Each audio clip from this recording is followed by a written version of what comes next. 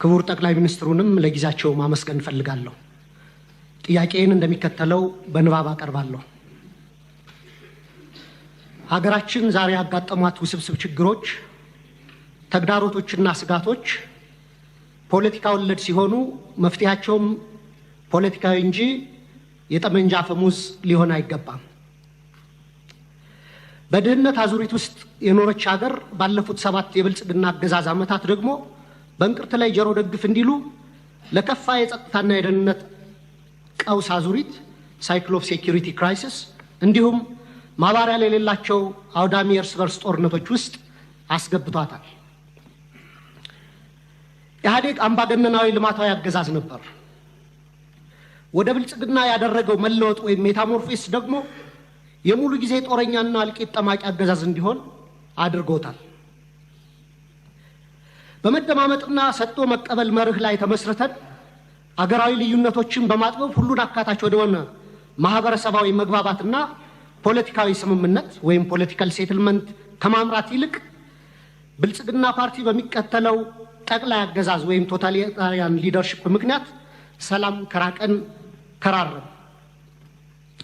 ባለፉት 6 ዓመታት በኦሮሚያ፣ በትግራይ፣ አማራና አፋር ዛሬም ድረስ ደግሞ በአማራና በኦሮሚያ ክልሎች በቀጠለው ጦርነት የደሃ አርሶ አደርና ከተሜው ልጆች በሁሉም በኩል እንደ ቅጠል እየረገፉ ነው።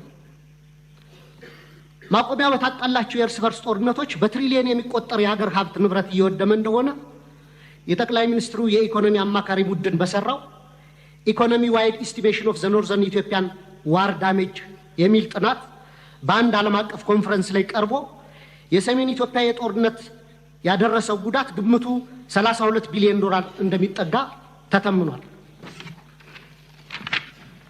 እንዲሁም የዓለም ባንክ በ2022 ኢትዮጵያ ዳሜጅ ኤንድ ኒድስ አሰስመንት ብሎ ባወጣው ሪፖርትም በሰሜን ኢትዮጵያ ጦርነት የደረሰው ጉዳት ግምት 28 ቢሊዮን ዶላር ያደርሰዋል።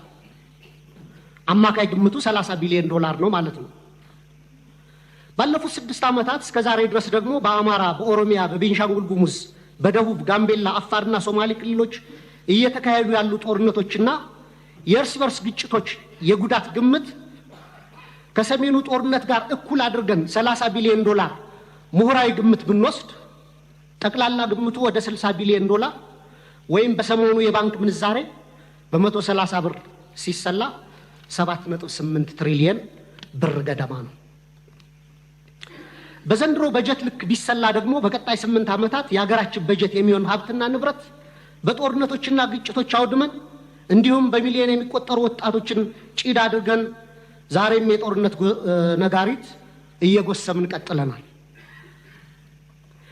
የዚህ የእርስ በርስ መጠፋፋት ጉዞ ውጤትም የተባበሩት መንግስታት የልማት ፕሮግራም ባወጣው የ2024 ግሎባል መልታይ ዳይሜንሽናል ፖቨርቲ ኢንዴክስ ፖቨርቲ አሚድ ኮንፍሊክት ሪፖርት እንዳመላከተው 72 በመቶ ወይም 86 ሚሊዮን ኢትዮጵያውያን በድህነት እንደሚኖሩ ይፋ አድርጓል።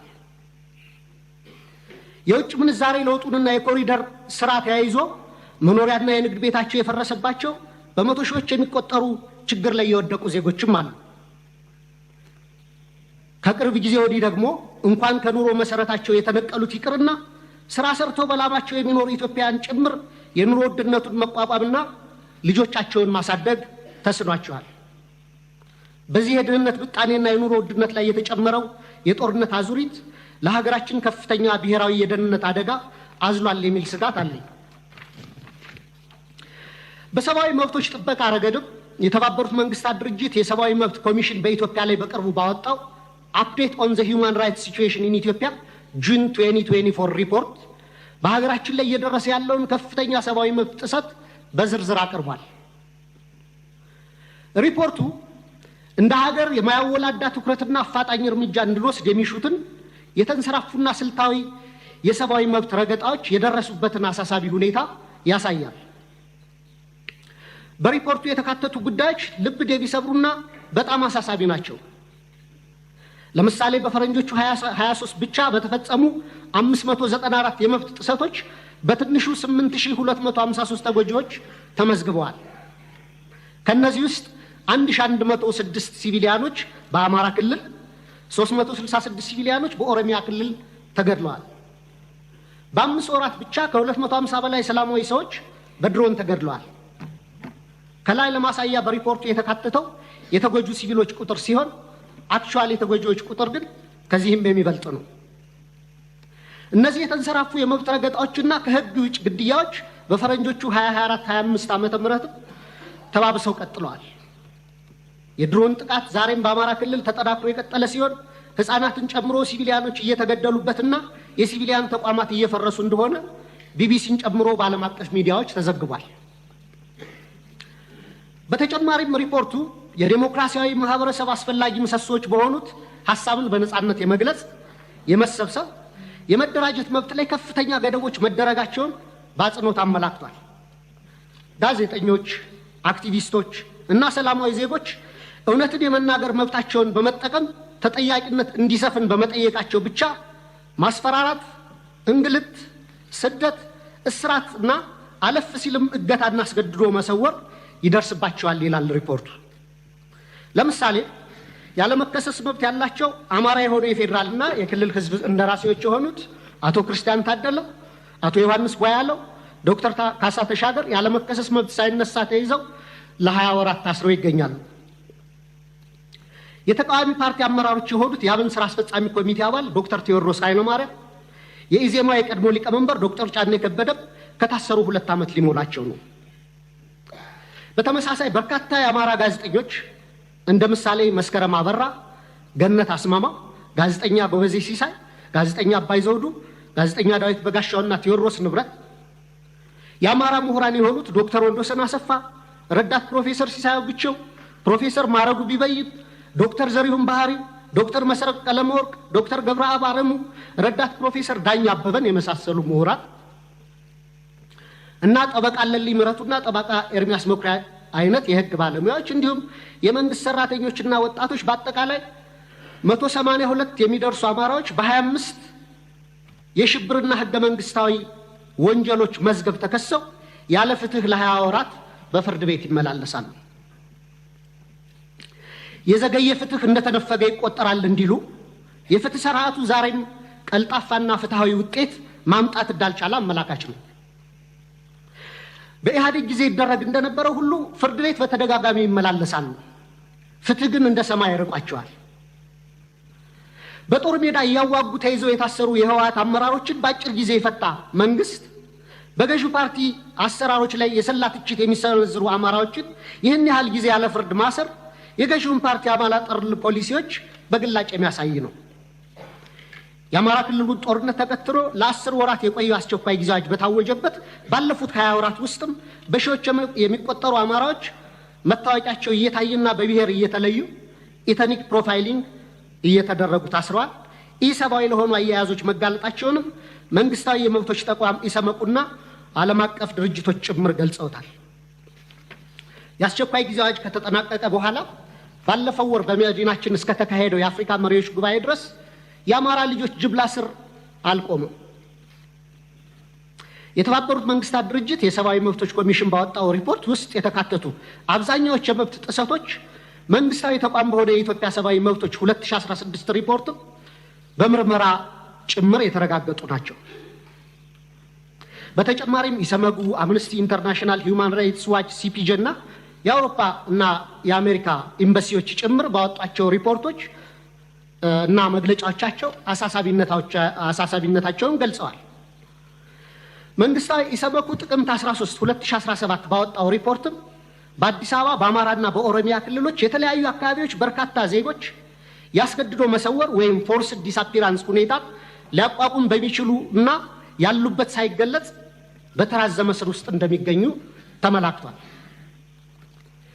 የፖለቲካ ምህዳሩን ስናይ ደግሞ ተዘግቶ ምንም አይነት የተቃውሞ ድምጾች እንዳይሰሙ ከፍተኛ የመብቶች መቃ እየተፈጸመ ሲሆን በብልጽግና የሴፍቲኔት ፓኬጅ ውስጥ ያልተካተቱ ጥቂት የተቃውሞ ድምጾችም ሳፎኬት ተደርገው በደመነፍስ ለመተንፈስ እየተፍጨረጨሩ ነው። እነዚህ ሁሉ ዓለም አቀፍና ሀገር አቀፍ ተቋማት የሀገራችን የሰብአዊ መብት አያያዝ አስስቧቸው ሪፖርታቸውን የሚያወጡት የሚመለከታቸው የመንግስት አካላት ትኩረት አድርገው ችግሮች እንዲፈቱ እንዲያደርጉና መንግስቱም አፋጣኝ እርምጃ ወስዶ እንዲስተካከሉ እንዲሁም ተጠያቂነት እንዲሰፍን ነው። የህዝብ ተወካዮች ምክር ቤትም አንድም ቀን እንኳን ሁኔታውን በተመለከተ በምክር ቤቱ ስብሰባዎች አጀንዳ አድርጎ አለመወያየቱ፣ ሁኔታውን በተመለከተም በአስፈጻሚው ላይ በቂ ክትትልና ቁጥጥር አለማድረጉ፣ በህገ መንግስቱ በተሰጠው ስልጣን መሰረት አንድም የእርምት እርምጃ አለመውሰዱ በታሪክና በትውልድ ፊት ተጠያቂ የሚያደርገው ነው። የተከበሩ አፈ ጉባኤ፣ ክቡር ጠቅላይ ሚኒስትር፣ ከላይ ያለውን የሀገሪቱን ነባራዊ ሁኔታ የተመለከተ ረጅም ትችት ያቀረብኩት ለጥያቄ መቅድም እንዲሆነኝ እንጂ መቼም ብልጽግና ስለ ሀገራዊ ችግሮቻችን አላይም፣ አልሰማም፣ አልናገርም ካለ ውሎ ማደሩ ጠፍቶኝ አይደለም። ብልጽግና የሚታየው ጦርነት፣ የሚሰማው የቄስ ሞገሴዎችን ከንቱ ውዳሴ፣ ከተናገረም ወይ ደረቅ ፕሮፓጋንዳ ወይም ነጭ ውሸት ነው። በመካከል የከሱና የመነመኑ እውነቶች የሉም ማለት ግን አይደለም።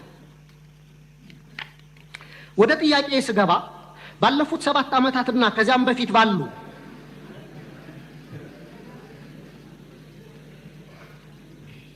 አስርት ዓመታት በኢትዮጵያ ውስጥ በተለይም በአማራ፣ በኦሮሚያ፣ በአፋር፣ በትግራይ፣ በደቡብ፣ በቤንሻንጉል ጉሙዝ፣ በጋምቤላና በሌሎችም አካባቢዎች ለተፈጸሙ ሰፊ የሰብአዊ መብት ጥሰቶች ግሮስ ሂውማን ራይትስ ቫዮሌሽንስ፣ በሰብአዊነት ላይ ለተፈጸሙ ወንጀሎች ክራይም አጌንስት ሂውማኒቲ፣ የጦር ወንጀሎች እንዲሁም የዘር ማሳሳትና የዘር ማጥፋት ወንጀሎች መፈጸማቸውን መንግስቱ እውቅና የማይሰጠውና ኃላፊነት የማይወስደው እንዲሁም ገለልተኛ ዓለም አቀፍ ምርመራዎች እንዲካሄድ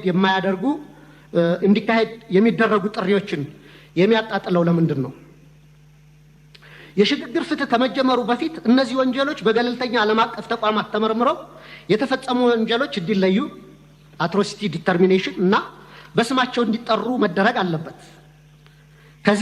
ከዛም ጥፋት ፈጻሚዎችን ለፍርድ ማቅረብና ተጎጂዎችን መካስ ወዘተ የሽግግር ፍትህ ሂደቱ አካል እንዲሆኑ ሊደረግ ይችላል። እንደ ሀገራዊ ምክክር ኮሚሽን አይነት ሂደቶችም የሀገራችንን ችግሮች እንዲፈቱ ከልብ የምንፈልግ ከሆነ በአማራና በኦሮሚያ ክልል እየተካሄዱ ያሉ ጦርነቶች፣ አውዳሚ ወንድማማች ጦርነቶች በአስቸኳይ እንዲቆሙ ሳይለንሲንግ ዘገንስ መደረግ አለበት። የሰሜኑን ጦርነት እንዲቆም ያደረገው ዋነኛው አካል የፌዴራል መንግስቱ ሲሆን አሁንም በተለያዩ የሀገሪቱ አካባቢዎች ያሉ ጦርነቶችን የማስቆም ተቀዳሚ ኃላፊነቱ የሞራልና የታሪክ ተጠየቅም የሚወድቀው በፌዴራል መንግስቱ ላይ ነው።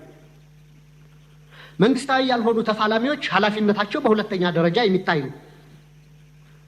ዘመናዊ የሀገራችን ታሪክ ብናይ እንኳን ለመቶ ዓመታት የፖለቲካ ችግሮቻችን በጠመንጃ አፈሙዝ ለመፍታት የሄድንበትና ዛሬም የቀጠልንበት መንገድ የዓለም ጭራ የሌሎች ሀገራት መሳቂያና መሳለቂያ ያደረገን ችግር ሲሆን ከዚህ የግጭትና የጦርነት አዙሪት በአስቸኳይ ካልወጣን እንደ ሀገር ለመቀጠል የምንችልበት ምንም ማስተማመኛ የለንም።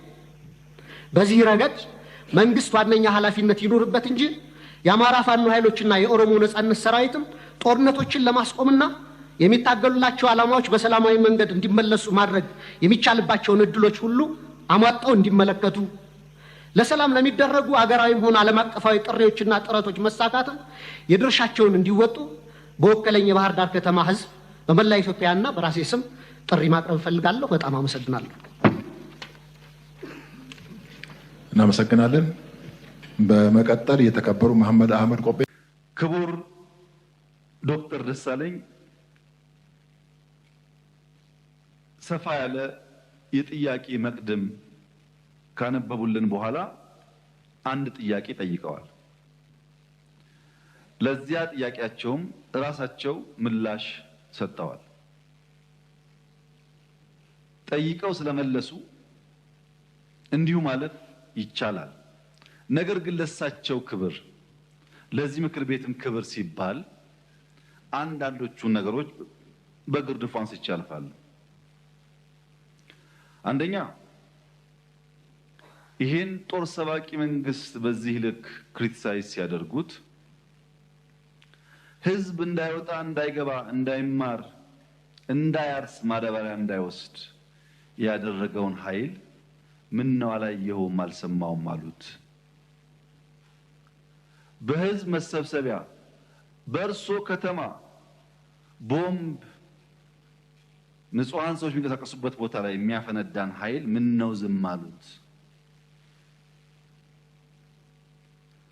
ሽማግሌ ላስታርቅ ብሎ ሲሄድ ቄሶች፣ አሮጊቶች በንብርክክ የሚያስኬደውን ከኢትዮጵያ ባህል ውጭ የሚገለውን ኃይል ምን ነው አላቅህም አሉት። ከሁሉ ደግሞ የገረመኝ በርሶና በርሶ ፓርቲ ግንባር ቀደም ተዋናይነት የነበረውን የትግራይ ውጊያ ምን ነው የትግራይ ውጊያ ያሉት? አዝማች አልነበሩ እንደ እርሶ? እነዚህ ሳቢዎች የማያውቁት ሀገር ሄዶ ቁርበት አንጥፉልኝ እንዳለው ስጋ በሊታ ያስመስለዋል። ይሄ ተገቢ አይመስለኝም። በእኛ በኩል ያለውን ክሪቲክስ ችግር የለውም እንፈትሸዋለን። እርሶ ግን ትንሽ ሚዛን ቢጠብቁ ጠቃሚ ነበር ብዬ አስባለሁ። ምክንያቱም ለሰላም ምን ያክል ጥሪ እንዳደረግን በዚህ ቤት ጭምር ስለሚያውቁ። ሌላው በጣም የገረመኝ ጉዳይ የእርሶ መንግስት በቄስ ሞገሴዎች ውዳሴ ያሉት እኛ ሰፈር ፊታውራሪ መሸሻ የሉም፣ ቄስ ሞገሴዎች ምን ያደርጋሉ ነው። ቄስ ሞገሴ ፊታውራሪ መሸሻ በሌሉበት ህልውና እንደሌላቸው ስለሚታወቅ ባይሆንኛ ጉዱ ካሳዎች ብንባል ያምር ይሆናል እንጂ ቤት በኩል ነው ቄስ ሞገሴዎች እኛ ሰፈር የሚታዩት። ምክንያቱም እኛ ትናንትናን ናፋቂዎች፣ ትናንትናን ለማጽናት የምንሸረግድ ሰዎች ሳንሆን ነገን ለልጆቻችን ለመስራት መጋፈጥ የማይጋባንን ጉዳዮች የምንጋፈጥ ለውጥ ፈላጊዎች ነን። ጉዱ ካሳዎች ነን። ይሄንን እሳቤውን እዚህ ቤት የነበሩት ሐዲስ ዓለማየሁ ላፍታ ተነስተው ጥያቄውና ኢትዮጵያ ውስጥ ያለውን ነገር ቢመለከቱ ምን ነው ያብዬን ወደምዬ የሚሉ ይመስለኛል። መንግስታችን ለክሪቲክስ በጣም ክፍት ነው። ኢትዮጵያ ውስጥ ባልተለመደ ሁኔታ ስልክ ያለው ማይክ የያዘው ሁሉ የሚናገርበት ዘመን ነው ይሄ ዘመን። ሐሳብ በመግለጽ ሰው ይታሰራል ላሉት እርስዎ እዚህ ፓርላማ አካባቢ ከመቅረቡ በፊት የዚህ ፓርላማ አባል ነበርኩኝ። ቅድም እንዳደረጉት አይነት ግላጭ ስድብ አይፈቀድም ፓርላማ ውስጥ። ነበርንበት፣ እናውቀዋለን። ሰው በንግግሩ የሚታሰር ከሆነ ጦረኛ፣ ግጭት ጨማቂ፣ ጆሮ የሌለው ከሚል በላይ ስድብ ምን አለ? እዚህ ፊት ለፊታችን ሆነው እየተሳደቡ እንኳን ካልታሰሩ ሰው በንግግሩ ብቻ አይታሰርም ማለት ነው። ጦረኛ፣ ግጭት ጨማቂ፣ ጆሮ አልቦች ካሉ በኋላ ልክ እናስገባችኋለን በትጥቅ በሁለት ሳምንት 4 ኪሎ እንገባለን ቢጨምሩበት ግን እርሶም አይቀርሉት ነበር። በመሳደብ አይደለም። ከዚያ አልፎ በኃይል የተመረጠን መንግስት መናት ሲጨመርበት ነው ጸብ የሚመጣው። ዩቲዩብ ላይ የተናገረ ሁሉ ጋዜጠኛ ሆኖ ጋዜጠኞች ታሰሩ ላሉት እንደዚህ ዘመን መቼም የኢትዮጵያ ሕዝብ ይታዘባል። ከፓርላማም ውጭ ሰው እንዳሻው የሚናገርበት ዘመን፣ ሁሉ ጉዳይ ፖለቲካ የሆነበት ዘመን ያለ አይመስለኝም። ይሄ ሲባል ይሄ መንግስት ሆሊ ነው፣ ምንም አይነት እንከን የለውም፣ ስራው ሁሉ የተቀደሰ ብዬ ልመጻደቅ አልፈልግም። እርስዎ ካቀረባቸው ሀሳቦች ውስጥ መፈተሽ ያለባቸው ጉዳዮች ይኖራሉ፣ መታረም ያለባቸው ጉዳዮች ይኖራሉ።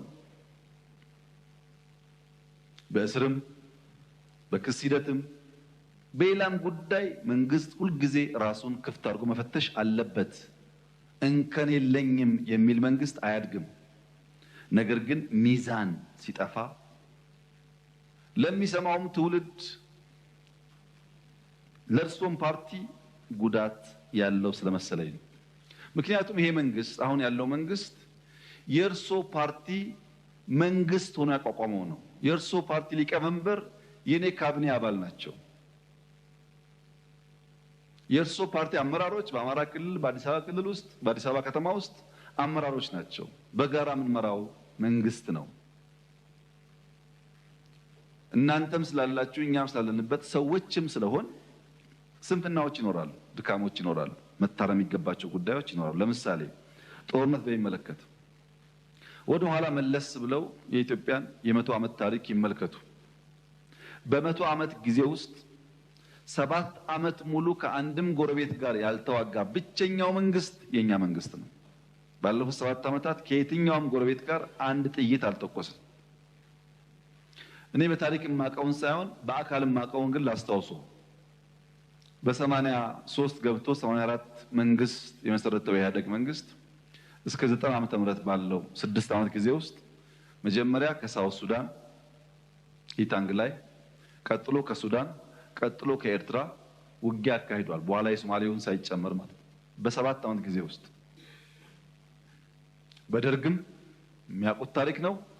በንጉሱ ጊዜም እንዲሁ ባለፉት 7 ዓመታት ከአንድም ጎረቤት ጋር ያልተዋጋ ነው። የሚያጋጩ ጉዳዮች ስለሌሉ ሳይሆን ግጭት ጉዳት አምጪ እንደሆነ ስለምናቅ ነው፣ ስላደግንበት ስለምናቀው ነው። በሀገር ውስጥ ቤኒሻንጉል ጋር ታጣቂዎች በሰላም ተደራድረን አላስገባንም። ይሄ አይታወቅም፣ ለምክር ቤት አያውቀውም። ኦሮሚያ ውስጥ በጣም በርካታ ሴክቶች እንደገቡ አይታወቅም። በአማራ ክልል ባለፉት 2-3 ቀናት ብቻ ከ70 በላይ ሰዎች በሰላማዊ መንገድ ገብተዋል። 2-3 ቀን ብቻ። በአፋር ክልል፣ በሶማሌ ክልል በርካታ የሰላም ድርድሮች ተካሂደዋል። ለዚህ ነው መጠነኛ ለውጥ መሻሻሎች ያሉት።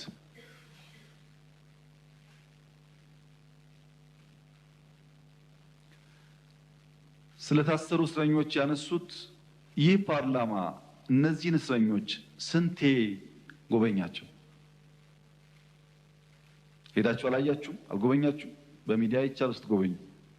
ድሮ እንኳን ፓርላማ በእንደዚህ አይነት ጉዳይ የታሰሩ ሰዎች መጎብኘት ይቅርና ታሳሪዎቹ እራሳቸው ከእስር ሲፈቱ የት ቦታ እንደታሰሩ አያውቁም። ተሸፍነው ገብተው ተሸፍነው ይወጣሉ። ይሄማ ተቀይሯል፣ ተሻሽሏል፣ ለውጥ አለ። የሚቀር ነገር አለ? አዎ አለ። ጀማሪዎች ስለሆን ማረም አለብን፣ ግን ለውድድር የሚቀርብ አይደለም።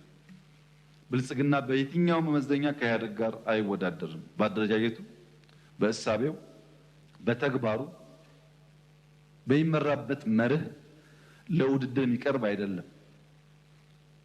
ይሄን ለእናንተ መንገር ለቀባሪ ማርዳት ያህል ስለሆነ አልፈልገውም።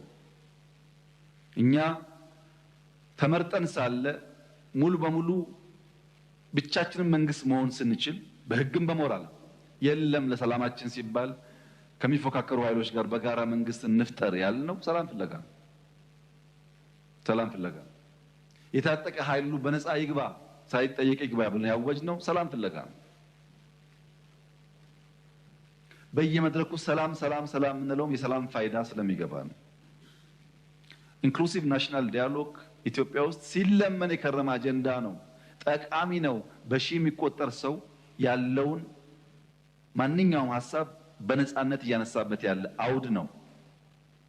ይሄ መጠናከር አለበት። ጠቃሚ ነው። በአንድ በኩል ችግር አለ። ህገ መንግስቱ ይቀደድ ይባላል። የለም እኛ አንቀድም፣ ህዝብ አወያይተን አማክረን ሁሉም ሳይኖሮት ነው የሚቀየረው ደግሞ ሲባል ፕሮሰሱን አንፈልግም ይባላል። አብሮ አይሄድም። ለምሳሌ ከፍትህ ስራ ጋር ተያይዞ የተነሳው በአንድ በኩል ክስ አቅርባችሁ ክሱ ተጓተተ ይባላል። የኛ ስራ ወንጀለኛ ላልነው ሰው ክስ ማቅረብ ነው። መልሰን ፍርድ የምናስፈርድ ከሆነ የሚታሰበው የቼክ ኤንድ ባላንስ ጉዳይ ጠፋ ማለት ነው። ባይከሰሱ ሳይከሰሱ ታሰሩ ይባላል። ታስረው ከተከሰሱ ግን መንግስት ሚናውን እየተወጣ እንዳለ ቢወሰድ ጥሩ ይመስለኛል። ይሄ ሆኖ ነፃነት ለማስተዳደር ችግር አለ። ዲሞክራሲን፣ ነፃነትን፣ ህግን በቅጡ ልምምድ ስላልነበረ አሁን እንቸገራለን። ለዚያም መንግስት መታገስ ይኖርበታል። በብዙ ባለፈው ፓርላማ ላይ ድርድር እያካሄድን ነው ከተቃዋሚዎች ጋር ብያችሁ ነበር። ከኦነጎችም አማራ ክልል አካባቢ ካሉ የሚንቀሳቀሱ ኃይሎችም ድርድሮች ነበሩ። በነገራችን ላይ በአማራም በኦሮሚያም በየትኛውም ጎጥ ያለ የጎበዝ አለቃ በየትኛውም ጎጥ ያለ በግራም በቀኝ ይደራደራል። እኔ አይደለሁም እሱ ነው ይላል እንጂ ሲወጣ ይደራደራል፣ ሽማግሌ ይልካል። ልክ እኔ ካልኩ በኋላ ግን የሚደራደረው ኤክስ ነው፣ መደራደር ተገቢ አይደለም ብሎ የሚዘምተው ደግሞ ራሱ የሚደራደራችሁ በሰላም ግቡ ነው። አማራ ክልል ላውጥም እንደዚሁ በሰላም ግቡ። መንግስት ሁልጊዜም እጁ የተዘረጋ ነው። በድርድር በሰላም ጉዳያችን ለመፍታት ትልቅ ፍላጎት አለን። ጥቅም ስለሌለው ዓላማውን ስለማያሳካ 5 ዓመት ብንዋጋ 6 ብንዋጋ ማንም ሰው 4 ኪሎ ስለማይደርስ ዋጋ የለውም። ዓላማ ለሌለው ነገር ደግሞ መጋደል ተገቢ ነው ብለን አናስብም እና ሰላሙ ከማንም በላይ እኛ የምንፈልገው ጉዳይ እንደሆነ ቢታሰብ።